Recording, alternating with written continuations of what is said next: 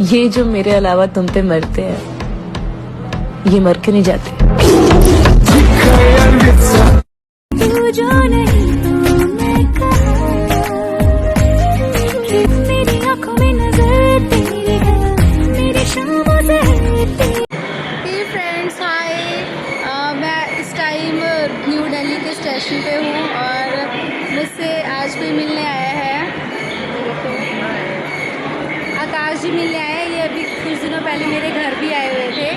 सो इन्हें जब पता लगा कि मैं दिल्ली स्टेशन पर आई हुई तो ये अपनी बैंक से फटाफट से आए, सब कुछ काम छोड़ के। So thank you so much. मुझे जैसे ही पता लगा ना, मैं आ गया। मुझे पता लगा कि गाड़ी है 1 बजे की समथिंग, तो मैं आ गया था यहाँ पे 11:30 बजे ही। मैंने सोचा पता नहीं पहले से पहुँच जाऊँ, मिल लूँगा। और बहुत दिन बाद वैसे भी मुलाकात होने वाली थी। कोई आपके घर आए और ना मिलूँ तो भी तो गलत बात है ना, तो थोड़ा टाइम निकालना पड़ता है, इसलिए मैं आ गया। Okay, thank you so much.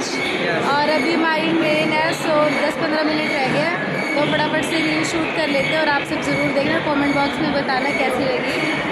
और बाय।